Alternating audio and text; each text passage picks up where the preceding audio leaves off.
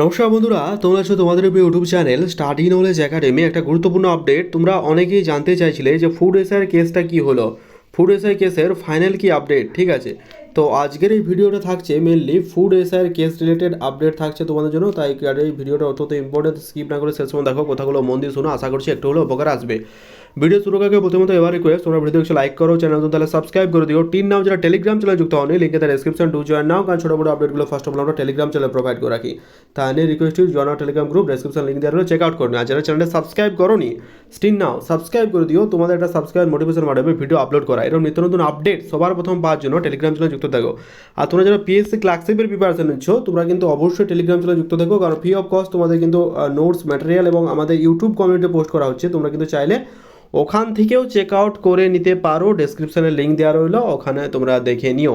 তো চলো আজকের ভিডিও শুরু করা যাক। আজকের ভিডিওটা মেনলি ফুড এসআই রিলেটেড। তোমরা প্রত্যেকে জানো যে এই মাসে দুবার কিন্তু কেস মেনশন করা হয়েছে ফুড এসআই, এবং আমাদের মহামান্য যে বিচারপতি উনি কেসটা শুনেছেন এবং যে এসআইয়ের ম্যাটারটাকে এটা দুটো ভাগে ডেট দিয়েছেন, এবং এই ডেটটাকে 13 থেকে 14 দিন পিছিয়ে যাওয়ার জন্য তিনি বলেছেন যে ম্যাটারটাকে, যেহেতু একটা অ্যাসাইন ম্যাটার, আমাদের যারা উকিল আছেন তিনি ব্যাপারটাকে তুলে ধরেন আমাদের মহামান্য হাইকোর্টের কাছে।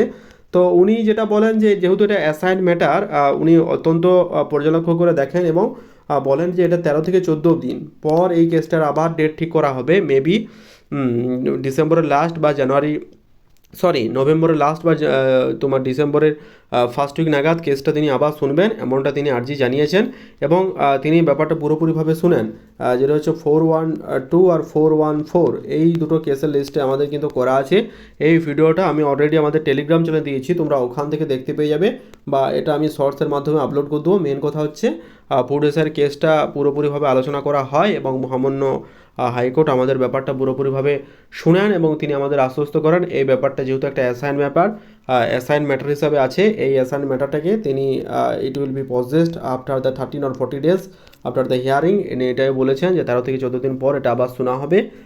প্রত্যেকে নিশ্চিন্ত করা হয়েছে এবং অ্যাসিওর করা হয়েছে যে এই ম্যাটারটা শোনা হবে, কারণ একজন হাইকোর্টের বিচারপতি উনি ব্যাপারটাকে পুরোপুরিভাবে পর্যবেক্ষণ করেন এবং তিনি পুরোপুরিভাবে আরও খতিয়ে দেখার জন্য সেটাকে আরও 14 থেকে 13 দিন সময় নেয়, 13 থেকে 14 দিন সময় নেয়, এবং ব্যাপারটাকে পরবর্তীকালে ওই নভেম্বরের লাস্ট বা ডিসেম্বরের ফার্স্ট নাগাদ তোমাদের কিন্তু এই ব্যাপারটা তুলে ধরার চেষ্টা করে। এই ভিডিও রিলেটেড একটা শর্টস ভিডিও তোমরা দেখে নাও কী বলা হয়েছে, এবং এই শর্টস ভিডিওটা আমি ইউটিউব চ্যানেলে ওয়াইটি শর্টসে আমি কিন্তু আপলোড করে দেবো, তোমরা কিন্তু ওখান থেকেও দেখে নিও।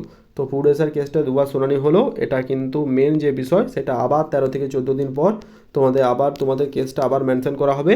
অ্যাসাইন ম্যাটার হিসাবে যেহেতু এটা ছিল, এটা পরবর্তীকালে জয় হবেই। তো দেখা যাক কী হয়, সেই টাইম টু টাইম আপডেট তোমরা পেয়ে যাবে। Wish you all the best.